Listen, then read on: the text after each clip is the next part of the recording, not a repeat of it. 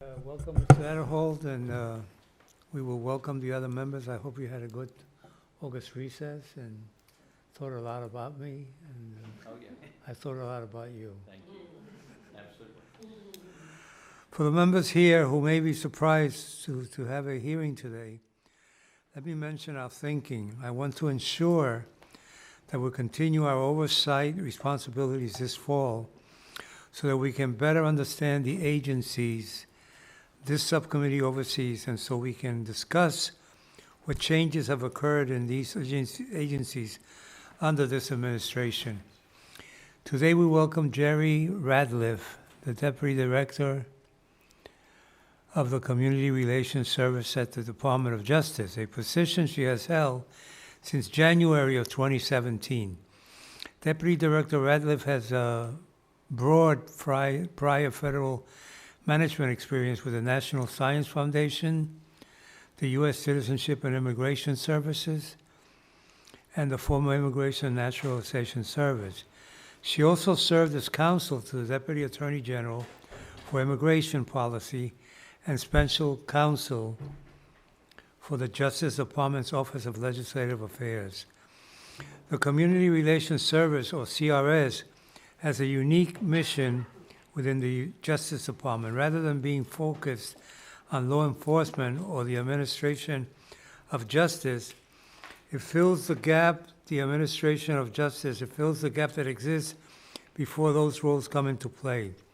CRS is a small part of the Department of Justice, but it has an important role in helping to reduce tension and find common ground when discrimination, violence, or hate crimes occur in our nation's communities. CRS serves as America's peacemaker and acts as a first responder to help rebuild bridges in areas beset by fundamental issues involving civil rights violations. Those efforts range from efforts to reset dialogues between law enforcement and communities after violence, to reacting to hate crimes, to addressing bias in educational systems. Last year alone, CRS mediated in 282 cases across a range of issues at no cost to local communities in order to diffuse tensions and promote solutions. All of this is done with a relatively small budget. In FY 2019, CRS received $15.5 million. The House bill passed in June included an increase of $1.5 million, bringing the agency to a total of $17 million to help the agency address new work in civil rights cold cases. I believe that CRS's work is unique and needed, especially at this time in our nation's history. Unfortunately, this administration does not appear to agree with this assessment. They have recommended essentially eliminating this office in their past two budget requests by trying to bring together CRS within the largest civil rights division, but without proposing an equal increase in funding for that division to accommodate new personnel. Aside from the serious budgetary impacts of that proposal also misconstrues the very different roles that these two parts of DOJ have. The Civil Rights Division has an important role in prosecuting violations of the law, but it is an investigatory body. CRS, on the other hand, is seeking to build trust and propose solutions. I am thankful that this committee, under both Republicans and Democrats, has rejected this proposal. I hope that this hearing will be educational and information for the members here today. I look forward to hearing more about the work that CRS does on behalf of our nation and how a proposed funding increase will strengthen your efforts. With that, let me turn to my friend Mr. Adderhold for his comments. Thank you. To welcome our witness, Ms. Ratliff, to the Commerce, Justice, Science Subcommittee on Appropriations as you testify regarding the work of the Community Relations Service. As we will be learning more about this from our witness, the Community Relations Service, of course, assists state and local communities in the prevention and the resolution of tension, violence, and civil disorders relating to actual or perceived discrimination on the basis of race, color, national origin, gender identity, sexual orientation, religion, and disability. CRS legacy extends back actually to Selma, Alabama, where it helped maintain peace during the 2 of the 3 marches by Dr. Martin Luther King. One thing that I look forward to today is to learn more about the day-to-day operations of CRS and the regional offices, the techniques that CRS has found to be most useful in resolving local conflicts, and how CRS works with our state and local law enforcement partners in order to facilitate and improve public understanding of their efforts to make our communities safer. For FY 2020, the Community Relations Service was once again the subject of consolidation proposal in the President's budget. Rather than requesting an appropriation for the CRS, the FY 2020 budget instead proposes to consolidate the functions of CRS into the Civil Rights Division of the Department of Justice, the division responsible for enforcing civil rights laws and consulting with individuals and groups who call upon the Department of Justice in connection to civil rights matters. According to the budget justification, the consolidation would appropriately right-size the federal government's role in local conflict resolutions while eliminating duplicative functions and improving efficiency.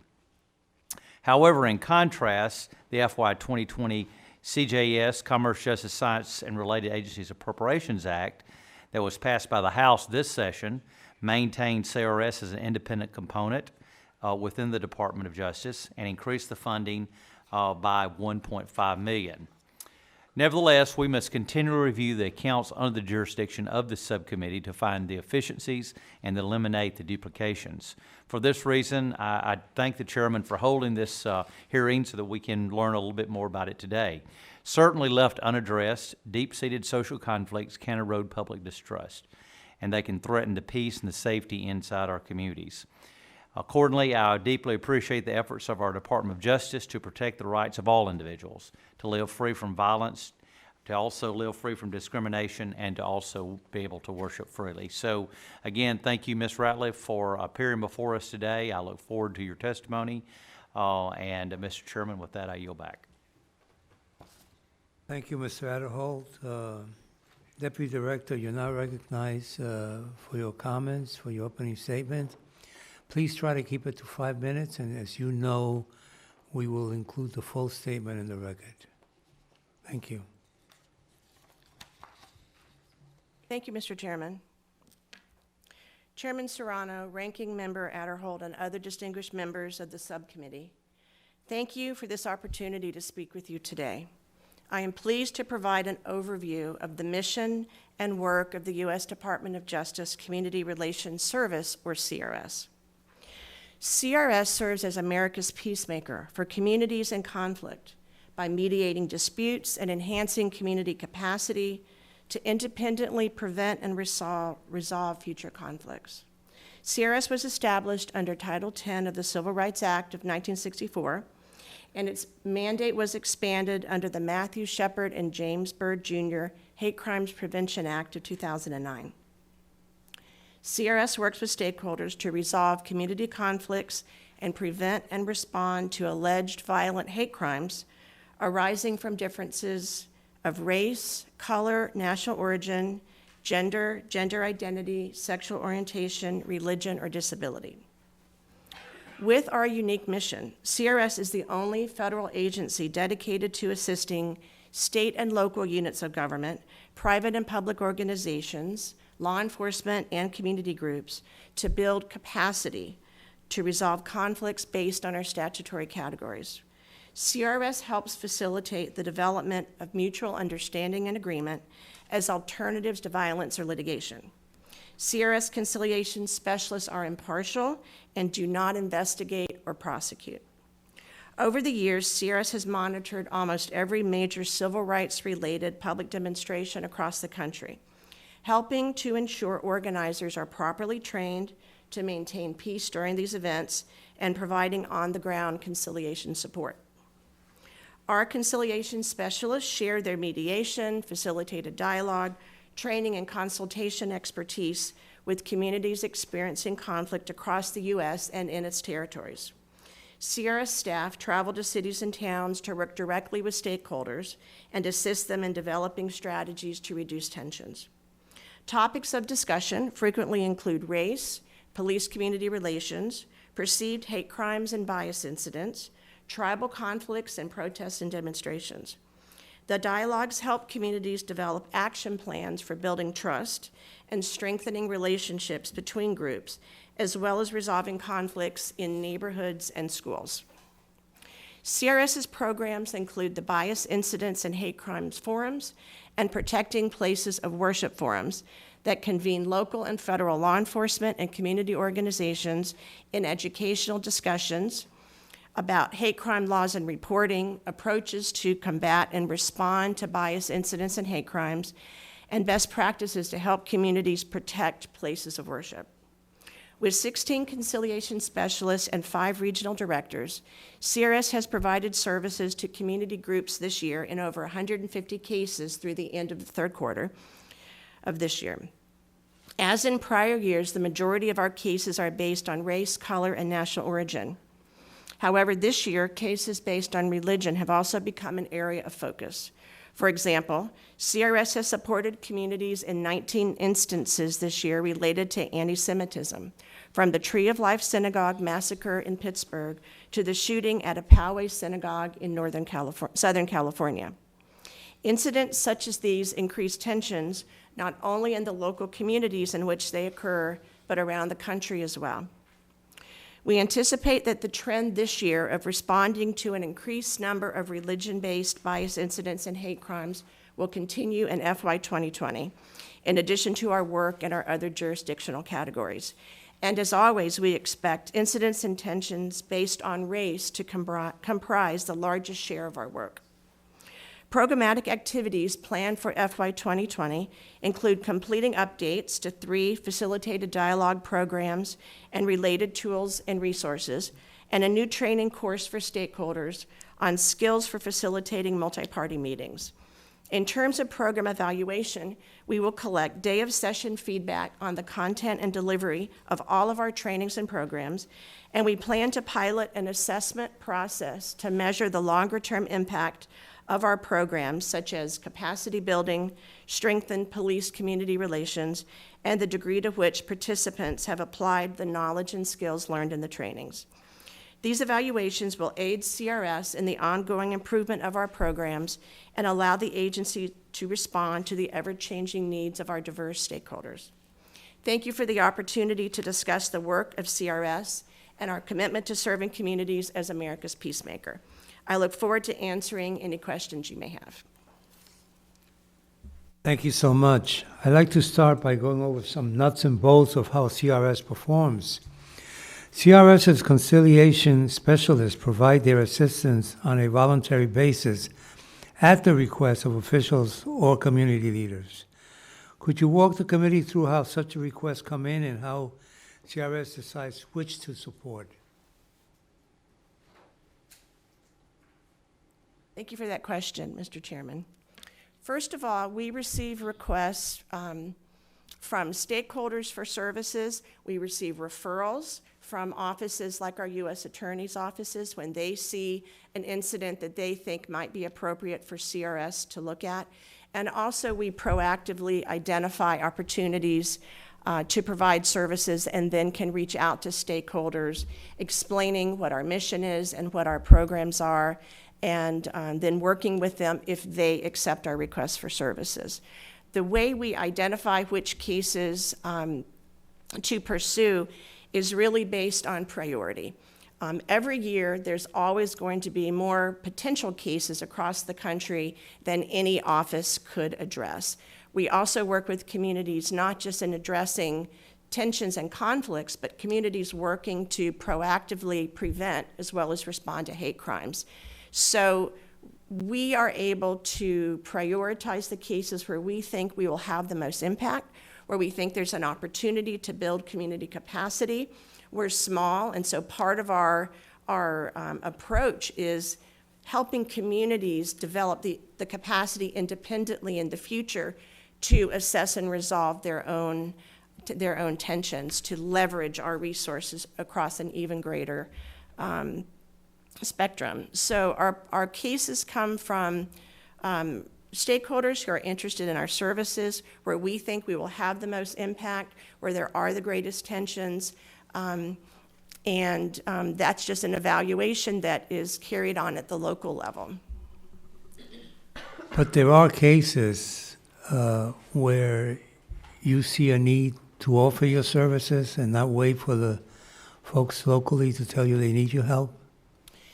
Yes, Mr. Chairman, we are able to proactively reach out. If a community has not worked with us previously, we will offer as a matter of outreach to go to them and describe our mission and what our programs and services are.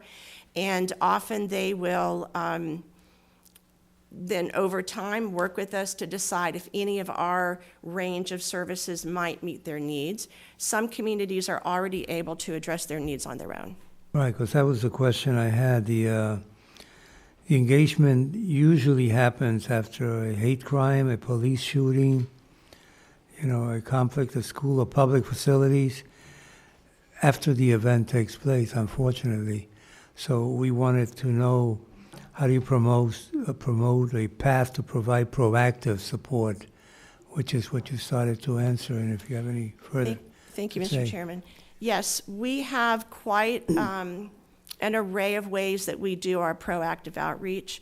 When we see that local elected officials have turned over, or new city leaders have been appointed, new community leaders have come to the community, we will proactively contact them to introduce ourselves.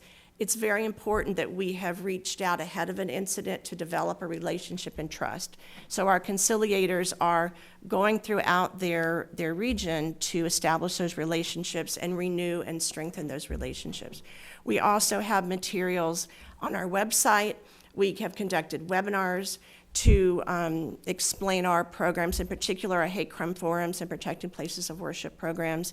We participate in conferences to make presentations about our services, or to have a booth with our brochures and even our annual report to Congress that does describe our services and significant cases. We try to take advantage of any opportunity to do that proactive outreach so that relationships are in place before an incident occurs.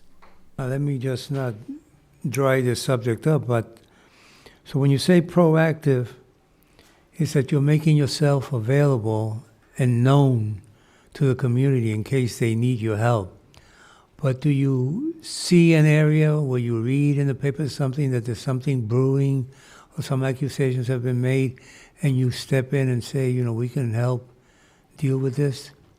Yes, absolutely, Mr. Chairman. Part of the conciliator's job is to monitor the news, monitor social media, be aware of public sources of information that would give them evidence of where there may be a growing tension in one of the cities in their jurisdiction.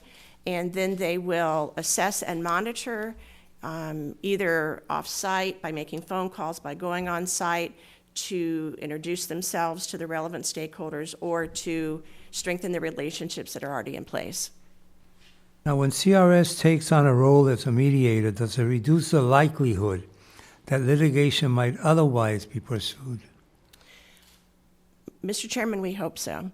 There have been cases that we have successfully concluded a mediation agreement, and then there was not litigation, and so we would like to say that our work was a part of that reason to avoid the litigation.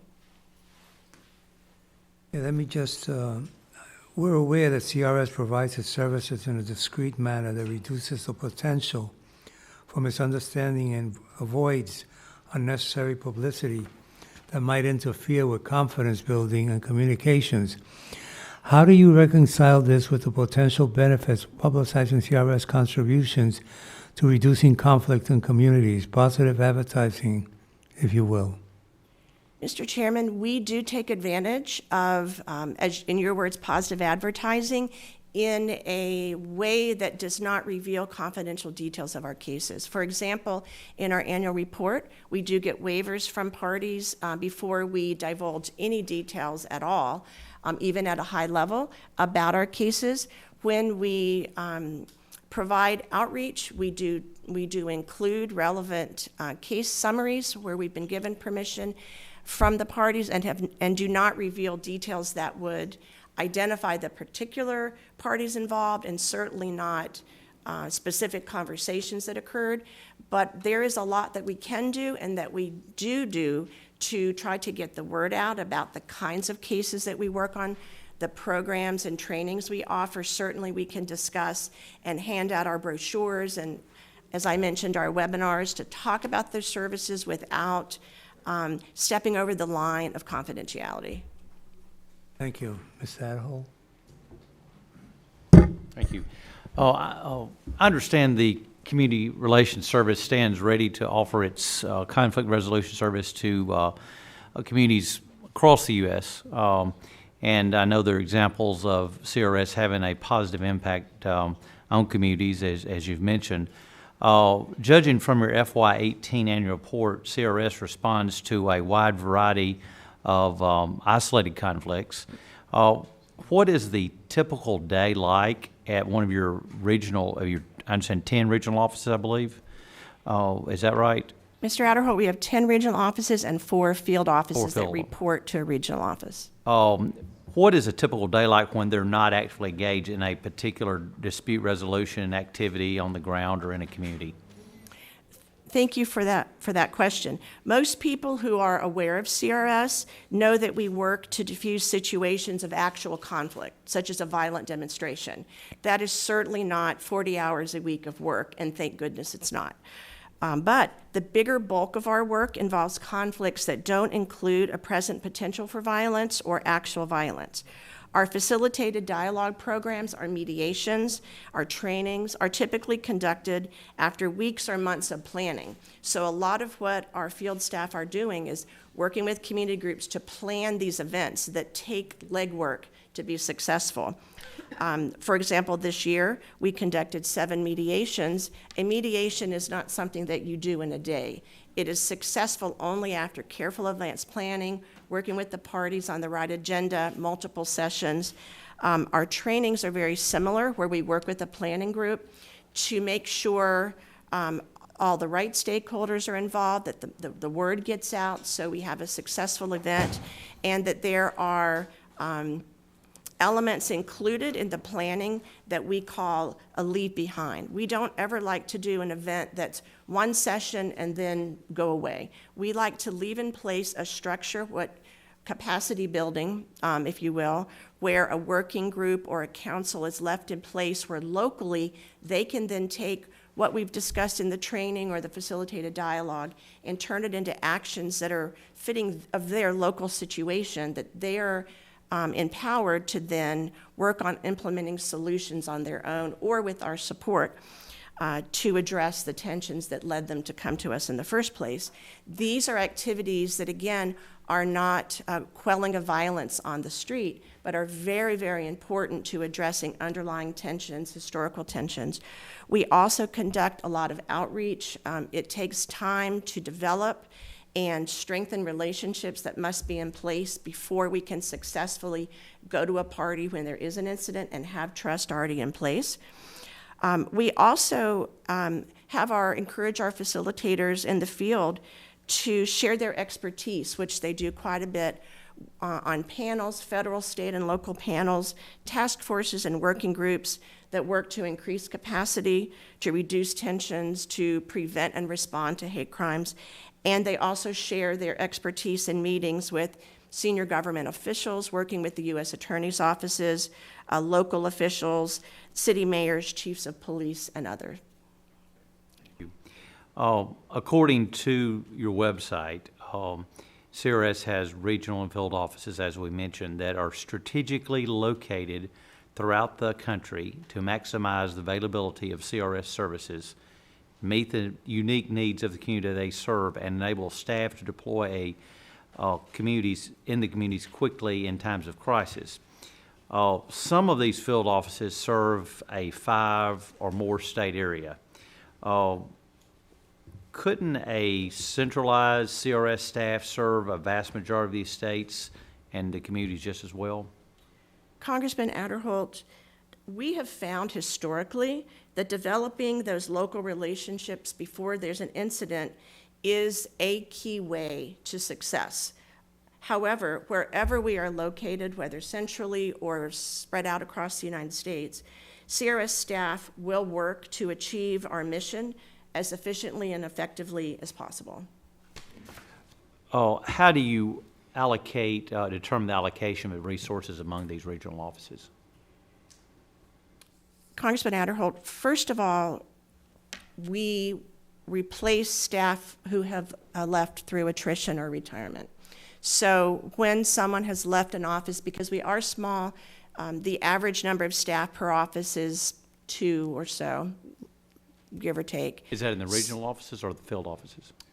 Each field office has 1 staff by design, and then our regional offices have, on average, 2 staff. So when there's attrition, that becomes a priority. So as we are able to hire, we will replace staff who have left. However, we're always mindful of caseload, tension trends. So we also take into account if there is a region, if 2 regions have lost a conciliator and we're going to hire 1 person, we will allocate the new hire to the region where we see by the caseload there's the greater need. And as you mentioned earlier, there are, you've got 10 regional offices and 4 field offices, correct? Yes, sir. What is really the role of a regional office as opposed to a field office? Congressman Adderholt, in many ways, the roles are the same. The field office enables us to stretch our ability to develop relationships into a large city where the field office is located. For example, in the region that is situated in Atlanta, we have a field office in Miami. The staff in Atlanta are very busy covering their 4 or 5 state jurisdiction.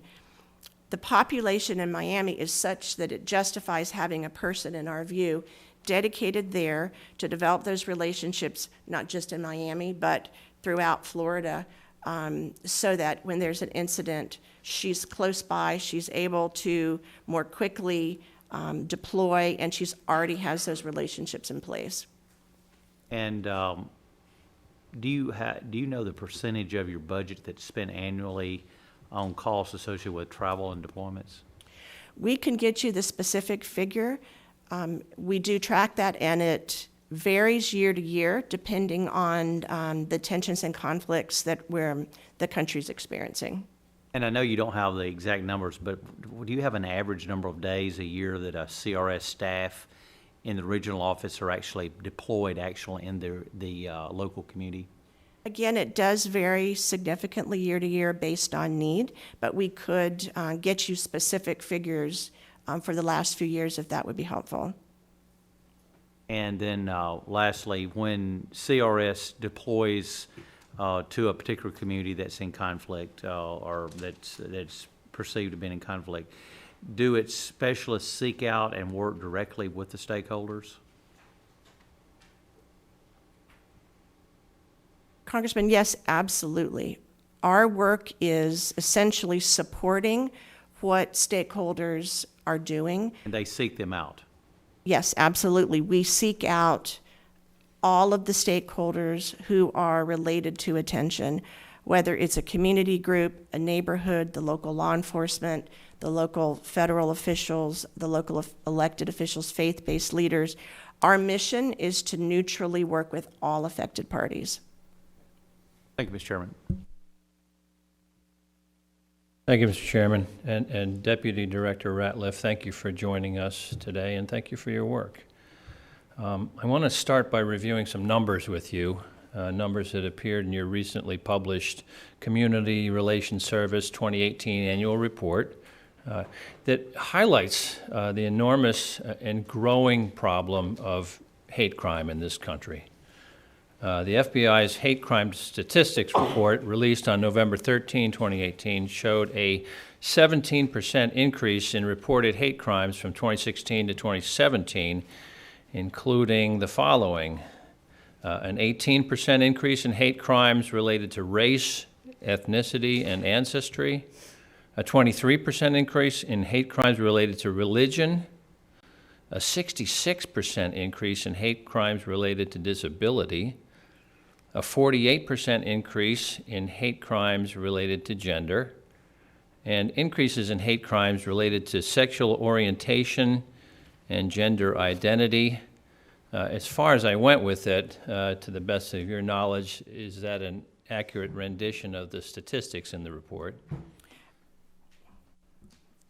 Yes, Mr. Congressman, I believe it is. You agree that the increase in hate crimes is a statistically significant figure, and that this is an issue that requires attention from the Department of Justice and Congress? Congressman, I'm not a statistician, so I would hesitate to comment on its statistical significance. Okay. Would you agree that it is an issue that requires attention? Well, the Community Relations Service certainly treats it as an issue that requires attention, and so yes, sir. Okay. Are the trends that I outlined just now, are they acceptable, or do they require additional attention and action? Congressman, in the eyes of CRS, our staff, and just through the years, we have worked as America's peacemaker through many turbulent times, from the marches in Selma to the post-9/11 backlash against Arab, Muslim, and Sikh communities to the violent demonstrations in Charlottesville in 2017. We have seen turbulence throughout each decade of our existence, and we proceed with our work to address the challenges of today as we have done throughout the years. It was a yes or no question. Are the trends I outlined acceptable?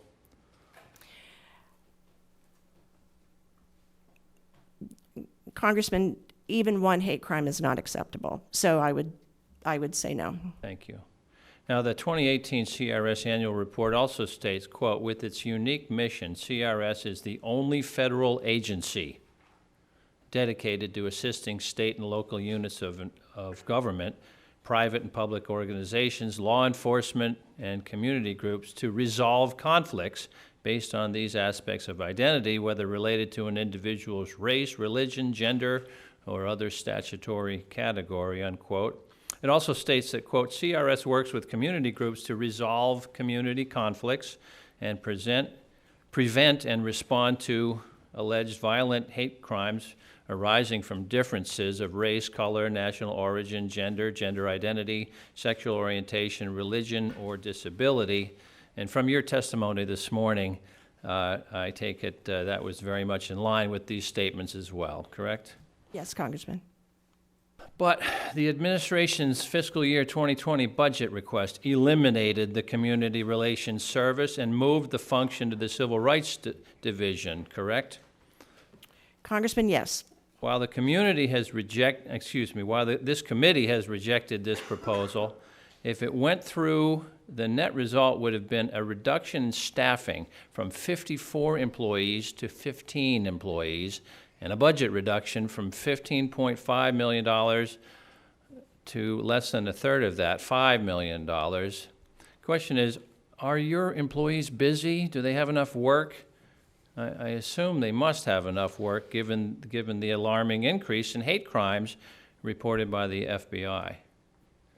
Congressman, our conciliators are busy. There is always more work than can be done. So if they are busy, why would you want to dramatically reduce their workforce?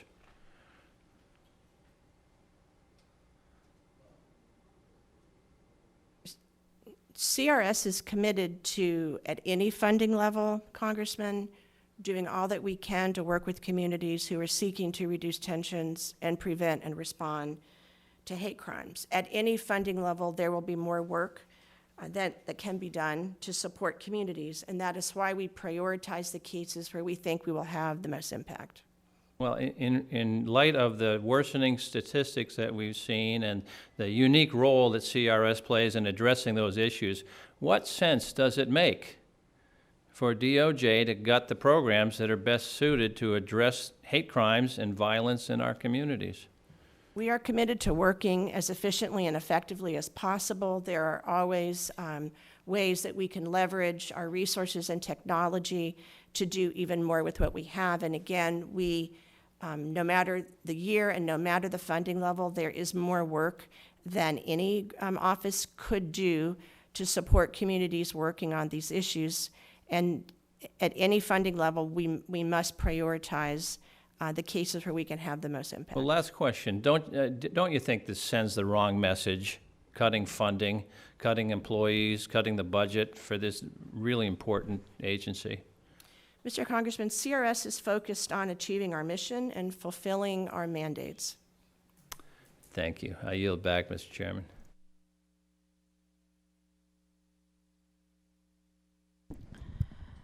Thank you, Mr. Chairman, and thank you, Director, for being here today. First, I want to express my appreciation for CRS and the team you have in our home state of New York. 2 years ago, I held an event at our local Jamaica Muslim Center to address the growing concerns of hate crimes and hate-related incidents.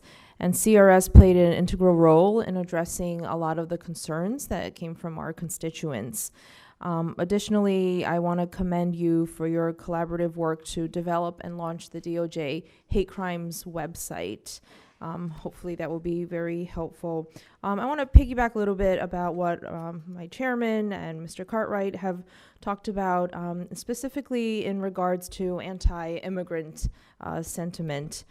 Wanted to know, what specific steps are being taken to address some of this increasing anti-immigrant bias around the country. Congresswoman Ming, immigration status is not one of our jurisdictional categories. However, there, of course, is overlap with some of our categories.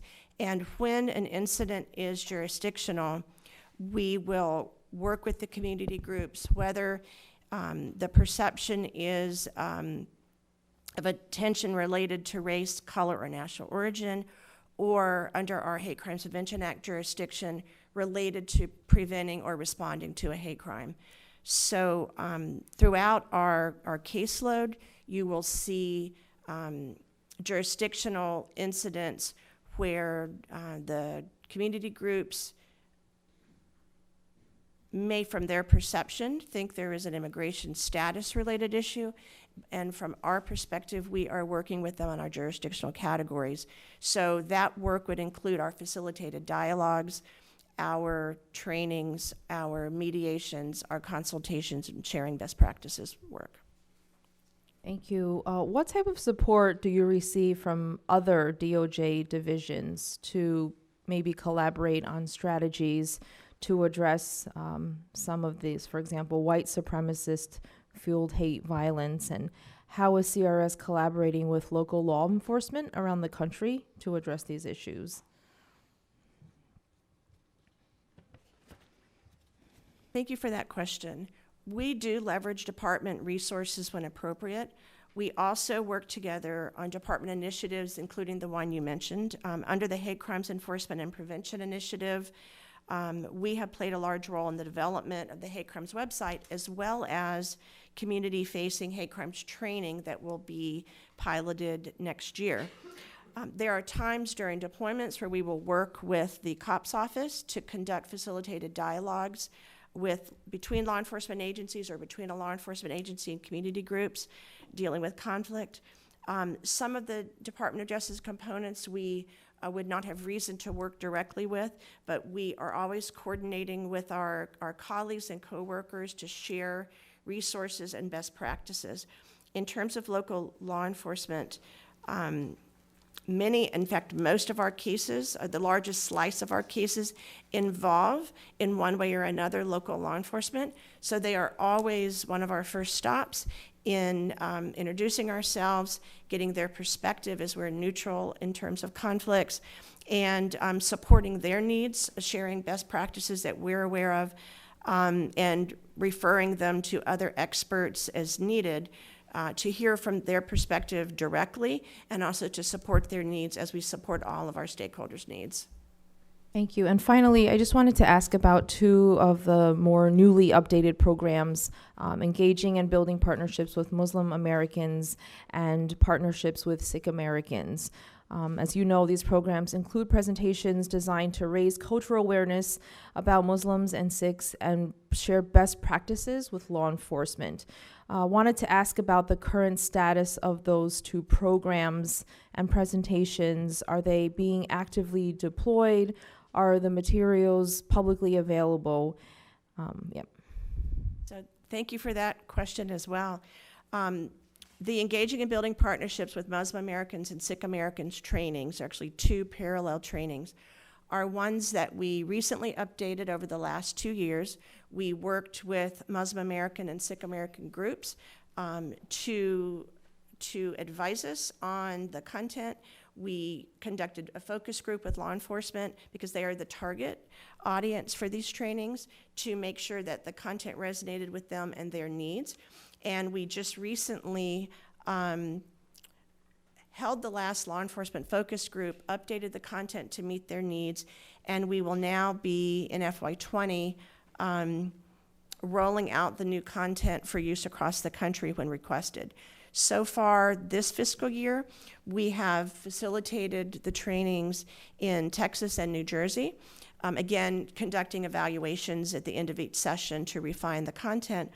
And the model we are using is using a local subject matter expert to be the face of the content.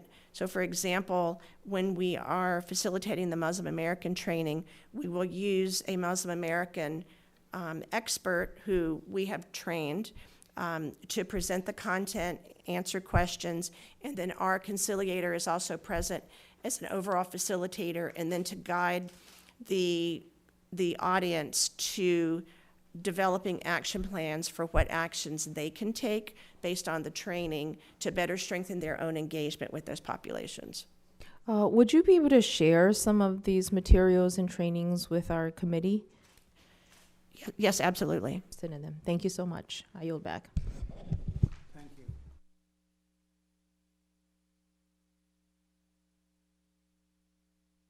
Thank you very much, Mr. Chairman. And Director, thank you for being with us today.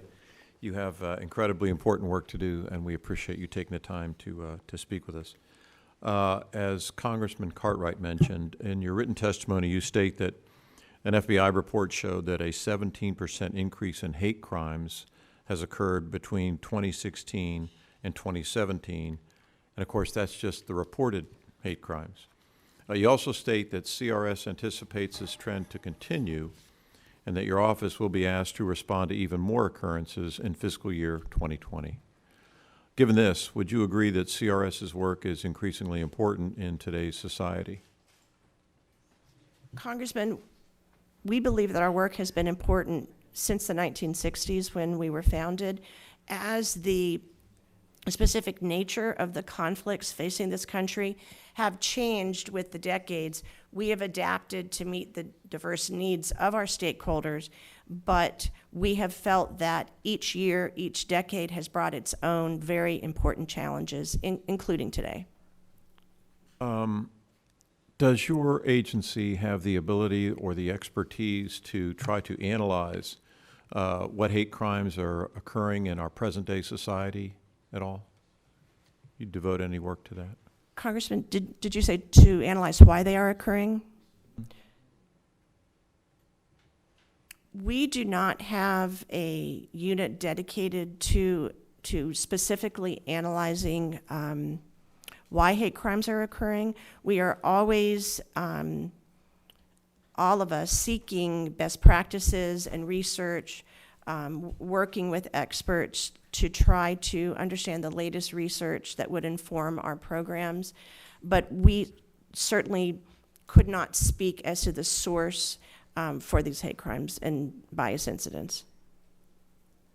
Do you think it would be a good idea to try to learn what some of the causes might be of current hate crimes in America?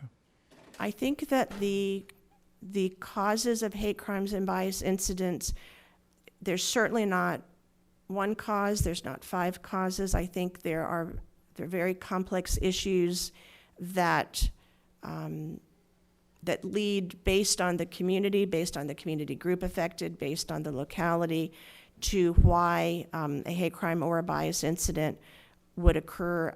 When there's historical tensions, those play into perceptions and reactions. There are agencies, even within the Justice Department, the Office of Justice Programs has a mission that includes research and awarding grants to experts to conduct research.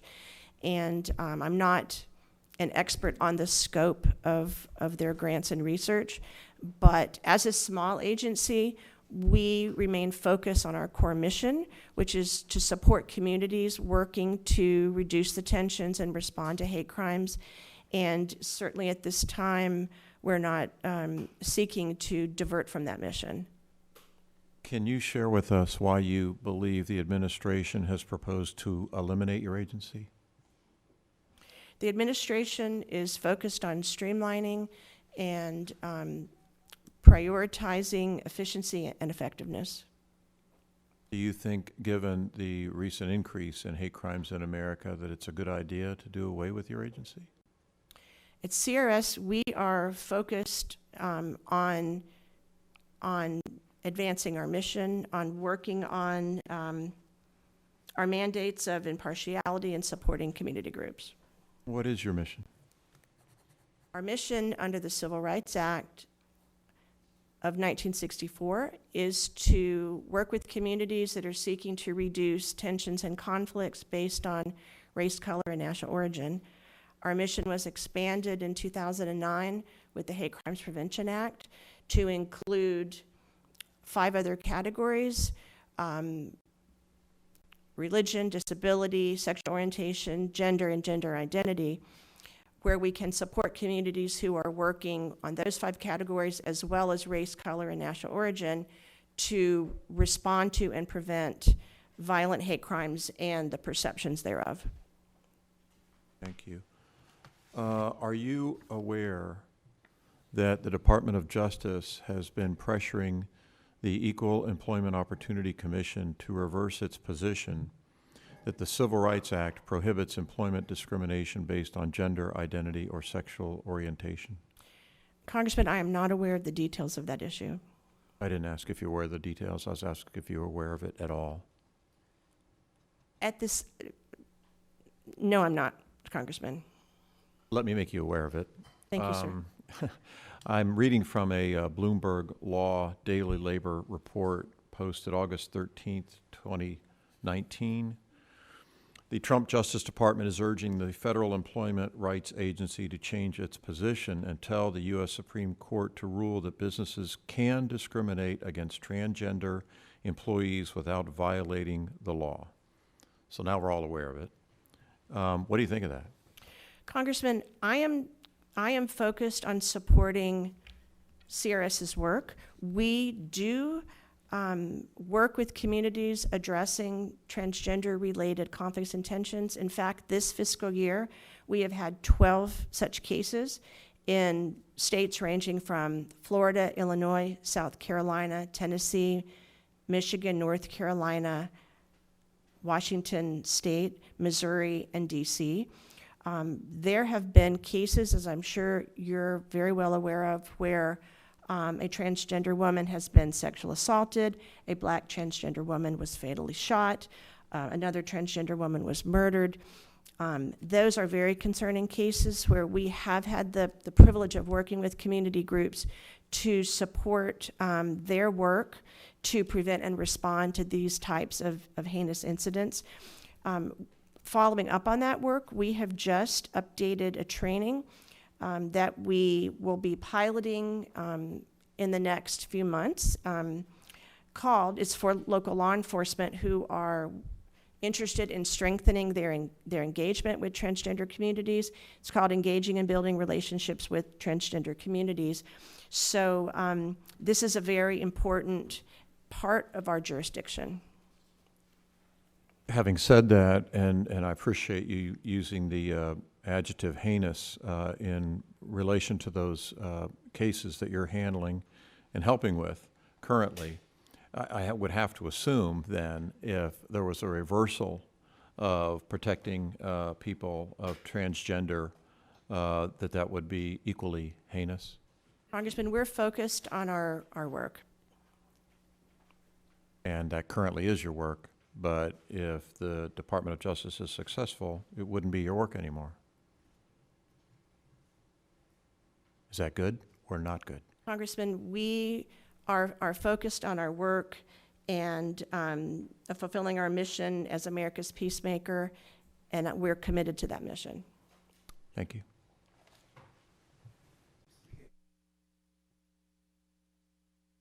Oops, thank you. And Director, thank you and to your staff for your critical work, getting much more critical. Just a couple of kind of logistical questions to understand.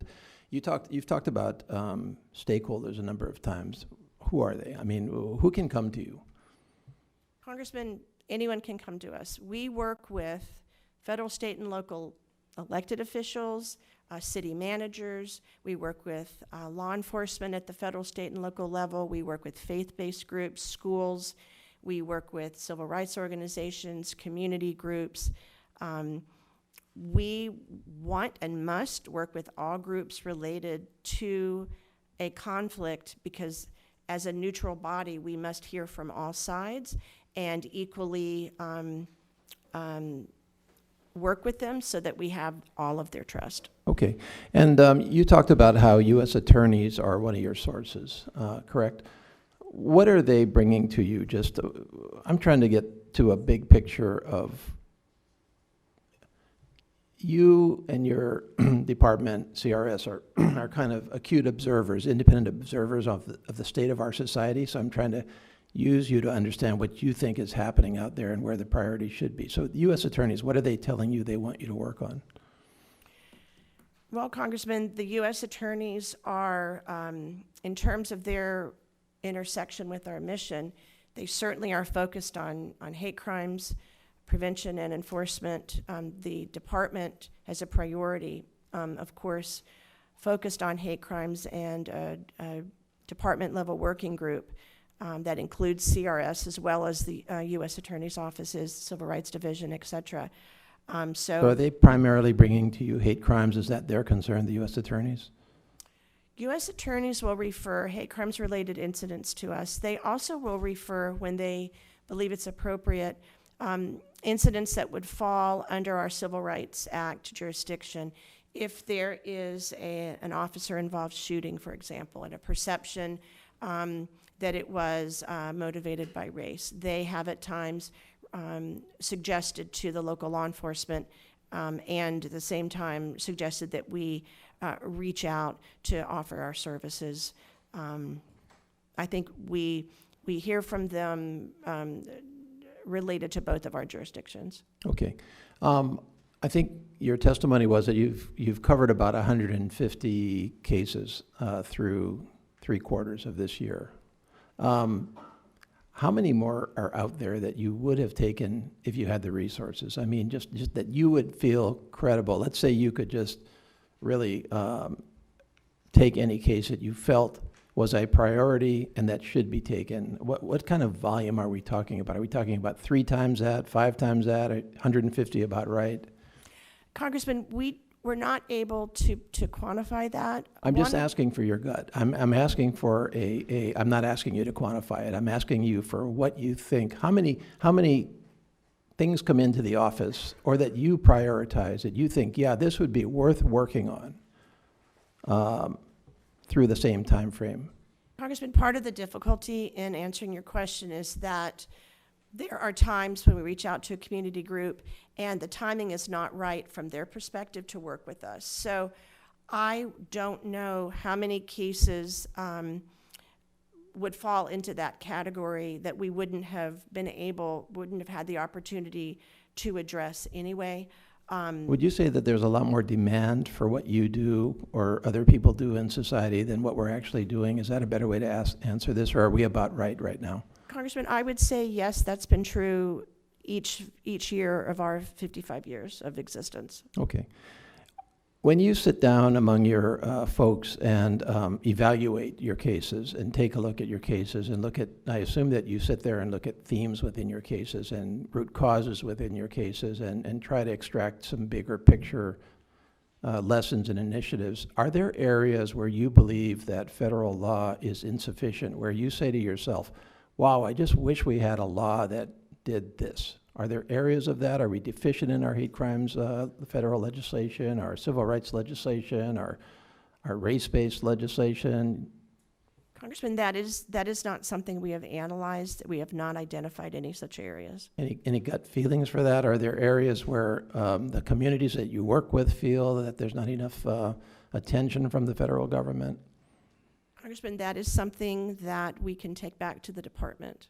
I just think you're perfectly suited to give that kind of advice because you're out there working independently with a lot of folks who will be very upfront with you about what they think. And so that's the reason for my question. I'm just trying to get a sense of where should we be heading here.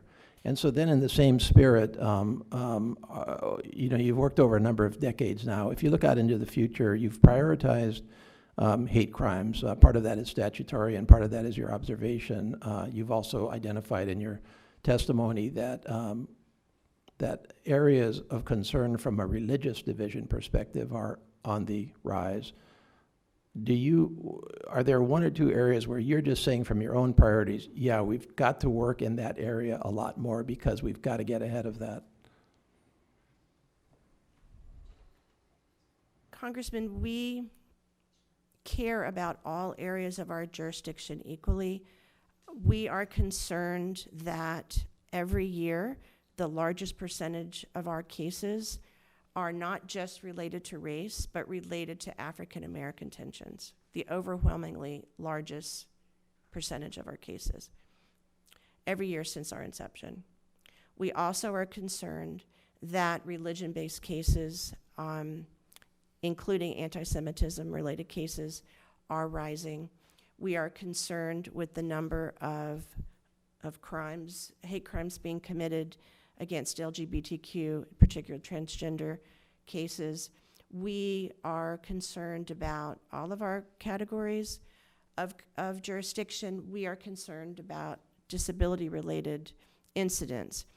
We are not experts in all the range of disability-related expertise that would be required to have a very large number of cases in that area. So we work with other partners who do have that expertise.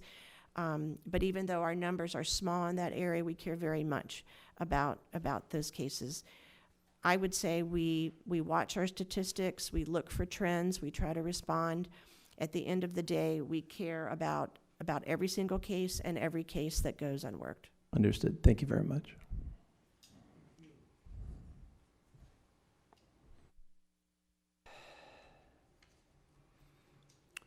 I have to say that and I'm not trying to be sarcastic, if we were grading you on being a loyal soldier, you would have done very well today. Thank you, Mr. Chairman. But did you almost say Mr. President? No, I mean, would have been a slip. But we've been around long enough to understand in all administrations what role the White House plays in the budget. And it's clear to this subcommittee on this side, and I venture to say that the other side knows it too, that they're trying to get rid of your agency, and that's why they're trying to put it somewhere else. And you answer the questions the way you were supposed to, but please understand that the people who gave you more money in the budget last time was this subcommittee in a bipartisan fashion. It was not the intention of the administration to do that. It was their intention to move you and push you out. And we've seen that in many places. The 2020 request proposed moving CRS functions within the Civil Rights Division. As you know, the House passed appropriations bill did not support this action. In part, this reflected the view that CRS's mission needs to be expanded, not shrunk. but also that CRS not having a law enforcement or prosecution function does not seem a good fit for the Civil Rights Division, which is expected to carry out those functions and to do so with vigor. What relationship does CRS have with the Civil Rights Division and with other DOJ enforcement agencies, such as the FBI, who investigate crimes such as hate crimes and discrimination? Can you work together, or must you be strictly separated so as to keep your credibility as a peacemaker and not a score settler? Mr. Chairman, Because we do, by the way, we do see your unique mission, or the way the agency has developed it, where you go in and you try to make peace, whereas we expect other agencies to go in and grab somebody by the neck or by the arm and say, why did you do that? You know, you can't do that. So how do you answer that question now? thank you for the question, Mr. Chairman. We do leverage department resources where appropriate, as I mentioned earlier. That is mostly on department-level programmatic initiatives, such as working together to implement the hate crimes website, community-facing hate crimes training. We do not share confidential details of our cases with other components of the Justice Department.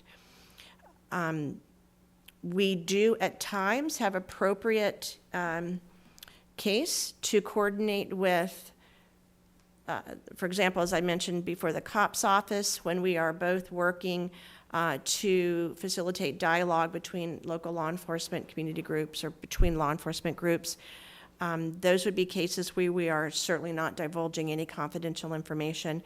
We work with the Civil Rights Division, never in detail on cases, but for example, if they call us in to support, for example, the announcement of a prosecutorial declination, then we would work with them to support the needs of the community and understanding the basis for that decision and working to reduce the potential for violence.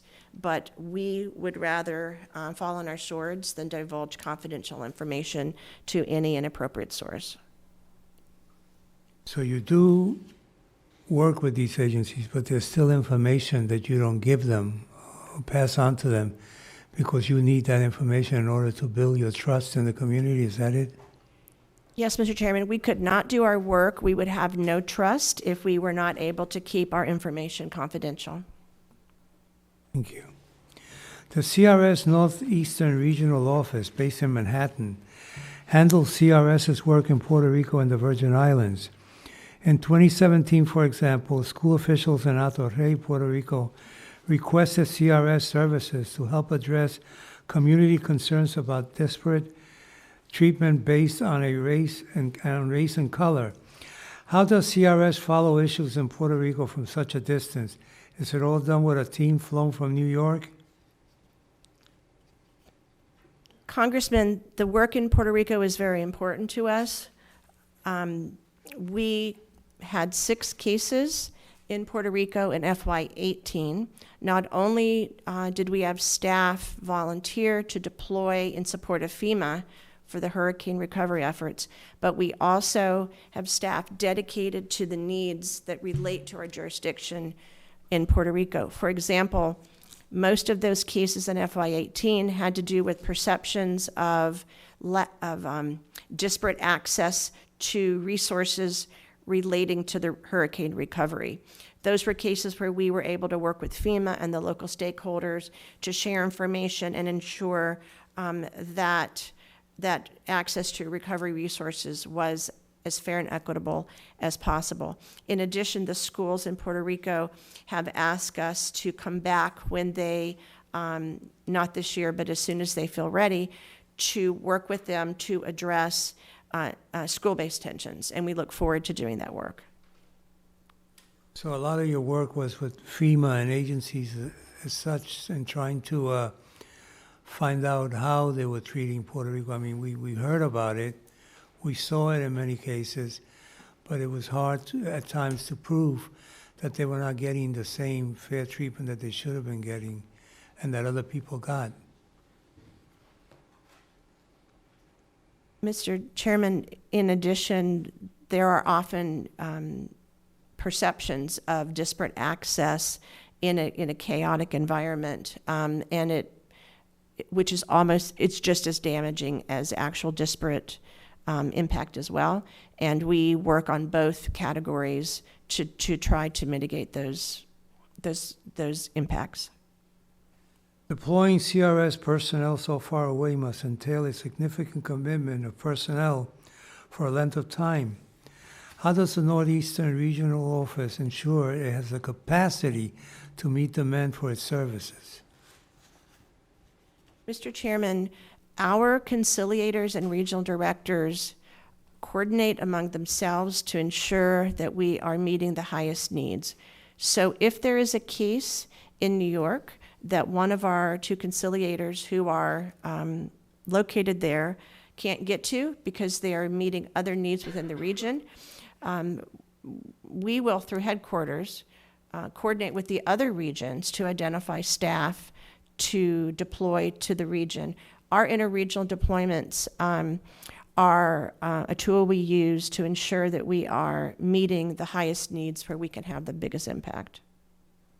Going back to FEMA for a second, your 2018 report described the positive role that CRS conciliation specialists served in facilitating FEMA operations in Puerto Rico, particularly with disadvantaged communities suffering from hurricanes Irma and Maria.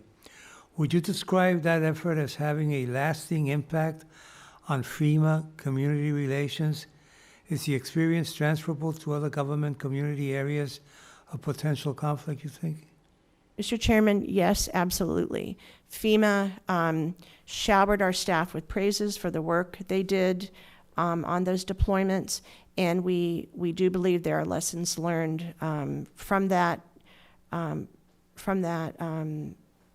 activity that we can use elsewhere. Thank you. Mr. Adderhold?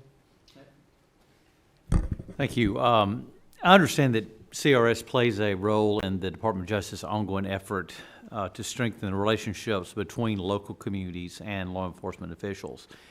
Could you talk about the resources that CRS uses to help inform its understanding of the police perspective in a conflict between a community and its officers? Thank you for that question, Congressman. One of our newest programs that we piloted last year is called Strengthening Police and Community Partnerships, or SPCP. And it is a facilitated dialogue program that we have found to be effective when local law enforcement would like to take action to address often historical tension, often around race, but it can be around any of our jurisdictional categories.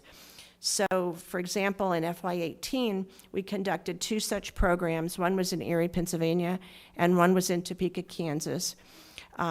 In those programs, we worked with the local police, and these programs were conducted at their request, bringing in community groups for a day-long session of working together, the community and the local law enforcement, in small groups to identify what was working well in the city, what could be better, and then switching the groups up, reporting out, and then switching the groups up, and the last part of the day identifying solutions that then were put into a report and turned over to a council.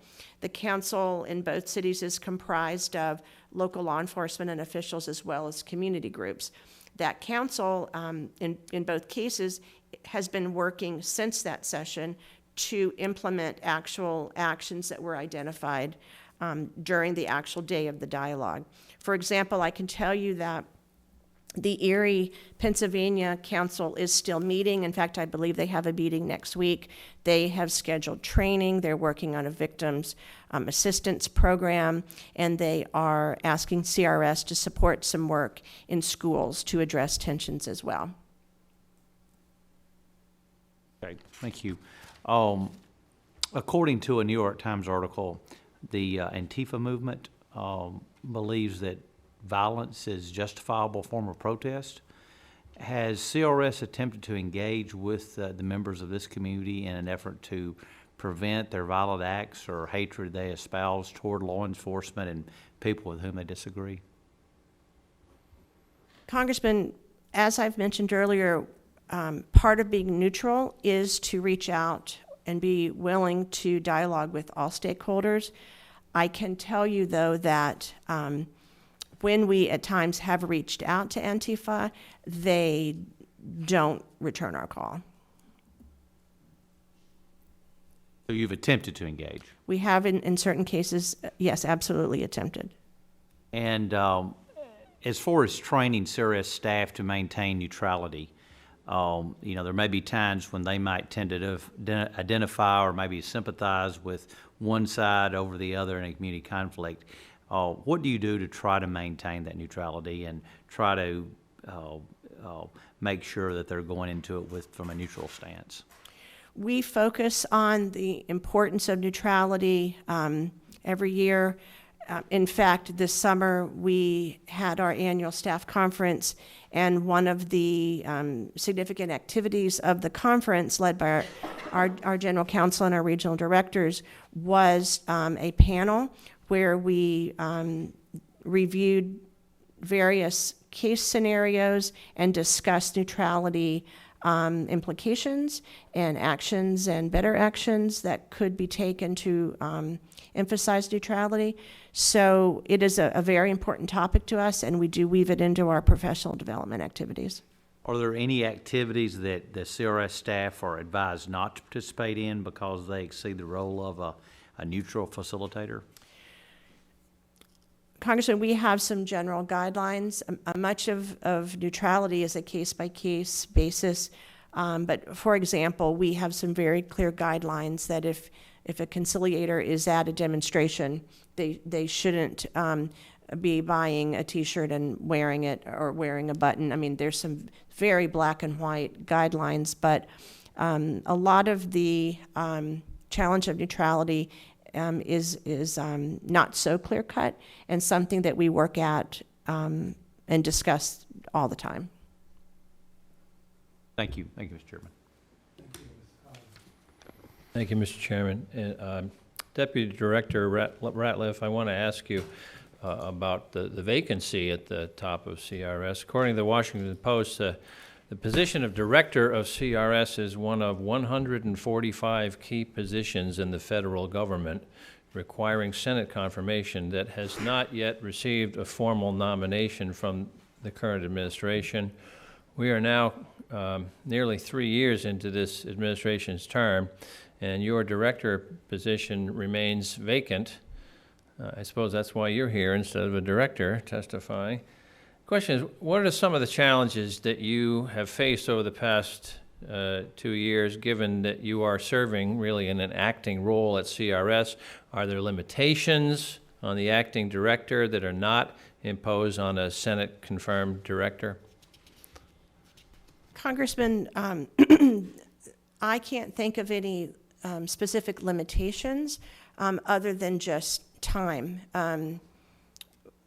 Many of us at headquarters are serving in more than one title, and covering the basis and making sure that balls don't drop is a challenge that we all face. Every one of us at CRS has multiple duties. For me as the deputy, I am focused on strategic planning, keeping the trains running, making sure that the staff have what they need to do their work, and supporting them. We certainly thank you for that. I guess my follow-up question is, can you think of a good reason why a director has not been nominated?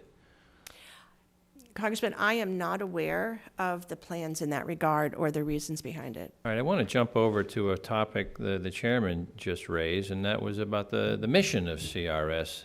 According to the mission statement itself, it says the United States Department of Justice Community Relations Service serves as, quote, America's peacemaker, unquote, for communities in conflict by mediating disputes and enhancing community capacity to independently prevent and resolve future conflicts. And I appreciated your description of your work in Erie, Pennsylvania in response to Congressman Adderholt's question. One of the key elements of the CRS is that it is independent of litigators, as the chairman mentioned, and independent of those who investigate and prosecute crimes within DOJ. And let me tell you why independence is really a key element. According to many advocacy organizations, it is this independence that permits local leaders, like the folks in Erie, to ask for assistance in preventing violence without fear of instigating lawsuits and/or prosecutions based on the request and participation in planning and prevention. Over the past 2 budget cycles, this administration proposed moving CRS functions to the Civil Rights Division while eliminating nearly 3/4 of its staff and 2/3 of its budget, as we've discussed.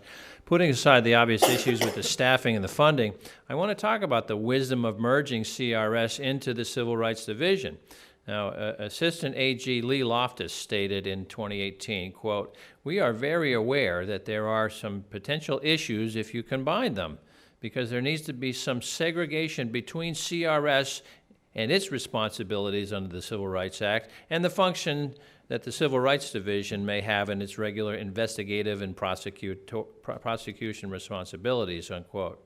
He also stated, quote, "So when CRS moves in, there's going to have to be some type of segregation so that we don't cross those lines," unquote. We are very mindful of that, and to the extent that we need different authorizing language in our legislation, that will be part of the fiscal year 2019 budget process that we work out on the Hill, unquote. That was AG Lee Loftus in 2018. So there seems to be a tacit recognition by the DOJ and this administration that there are serious legal issues with respect to this proposed merger.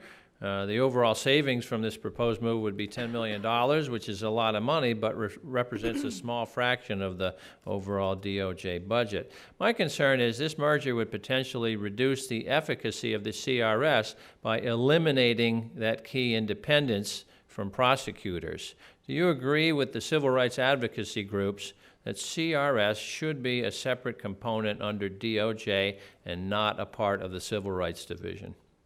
Congressman Cartwright, the department is committed to moving forward if Congress adopts the proposal in a way that preserves CRS's critical impartiality and need for confidentiality. Well, last question. As Deputy Director of the CRS and really the top person in charge of managing it right now, do you believe that CRS can be as effective with less independence, 1/4 of your current staffing, and 1/3 of your current budget? I am committed to supporting CRS's work, however our agency is structured. We will continue to work as efficiently and effectively as we are able under any scenario. Thank you. Mr. Chairman, I yield back. The CRS website notes that 90% of hate crimes are violent and that about 48% of all hate crimes are motivated by racial bias. Yet your website also notes that less than half of all hate crimes are reported to law enforcement. In our hearing this year with the head of the Civil Rights Division, we discussed the largest barriers to combating hate crimes was under-identification and under-reporting. Last year, the department set up a hate crimes website. How is CRS helping communities become more aware of the prevalence of such crime and to improve such reporting? Is the website increasing awareness of DOJ CRS resources? And secondly, the website only seems to contain resources in English. Given that victims of hate crimes do not always speak English as a first language, what can we do or what are we thinking of doing to deal with that particular issue? Mr. Chairman, that was a lot of questions. I will try to answer all of them, and if I leave one out, please remind me. I'll start with the hate crimes website. There have been over 100,000 visitors to the website since it was launched last year across all 50 states. That is one way. We are hoping that awareness is getting out. The website was launched as a phase 1 with plans to enhance it as we move forward. So I take your point that it would be more effective to offer resources in other languages, and I will take that back to the planners. Reporting hate crimes is often a function of trust. CRS focuses many of our programs on setting up opportunities for communities who might not feel trust to network and get to know local law enforcement so that those relationships are in place and hopefully there will be trust to facilitate reporting. We also have 2 educational forums, the Hate Crimes Forum and the Protecting Places of Worship Forum, that include panels of federal and local law officials, often an assistant U.S. attorney or the U.S. attorney even will attend to talk to the participants, and these would be community members, about what is the federal hate crime law, is there a state hate crime law, how do you report, what are victim services. Those are forums that we have conducted throughout the country. Even just this fiscal year, we've conducted 9 hate crime forums and 14 Protecting Places of Worship forums. We have just completed guides for how to put on those forums. They're really an A to Z guide for if a community even wants to put on a forum without us or even with our help, as a form of capacity building, guides that we will be handing out and making available on our website so that any community who wants to put on such kinds of educational sessions can do so. I have one last question. One of the bigger issues in the country has been for a while now, but certainly recently more than before, is the relationship between the police and the community. And there's so much work that needs to be done there to create a better situation. And many communities are trying to do that. There has to be law enforcement within law enforcement to deal with discrimination cases. There has to be programs of understanding and coming together. How does your agency deal with that? And what resources are available at DOJ and in your office to reach out to communities on this particular issue? Thank you for the question, Mr. Chairman.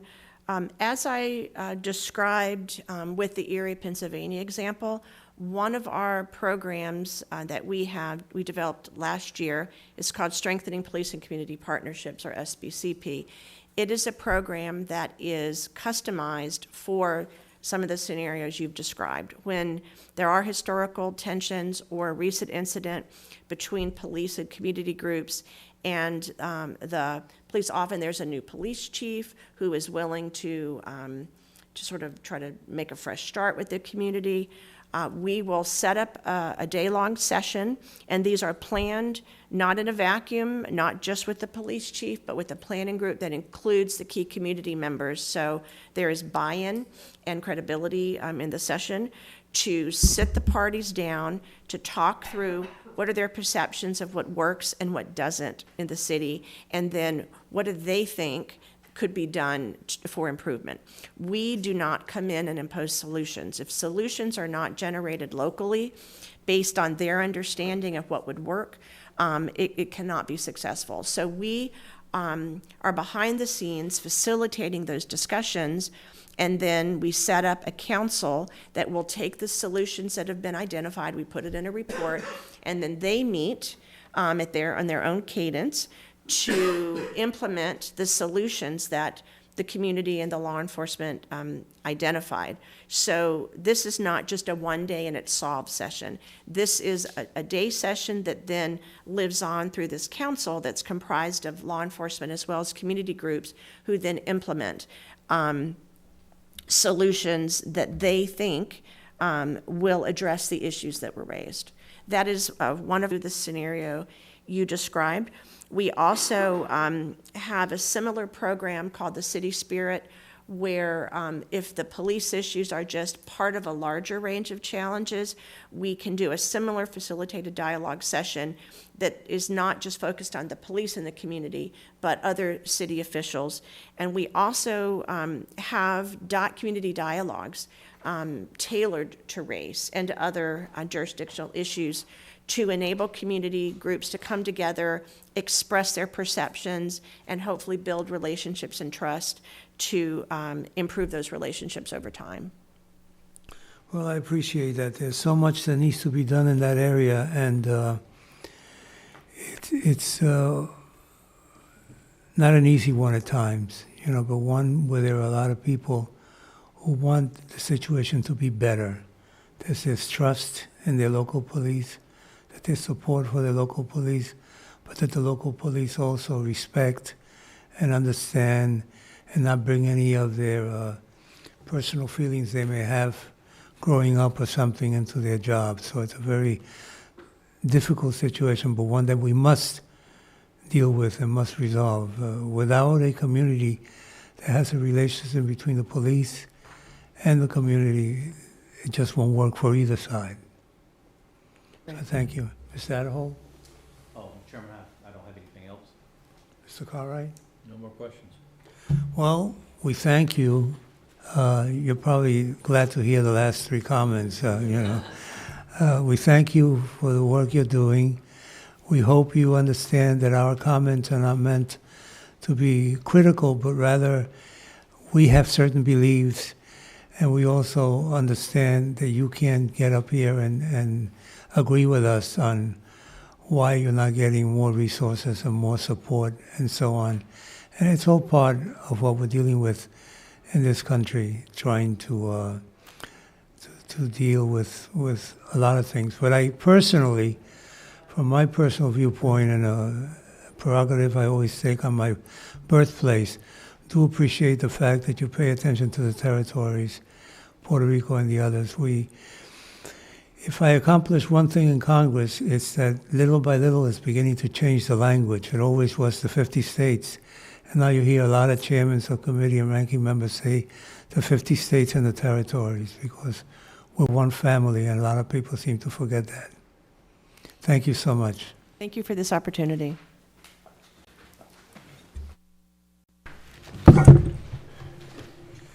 Meeting is adjourned.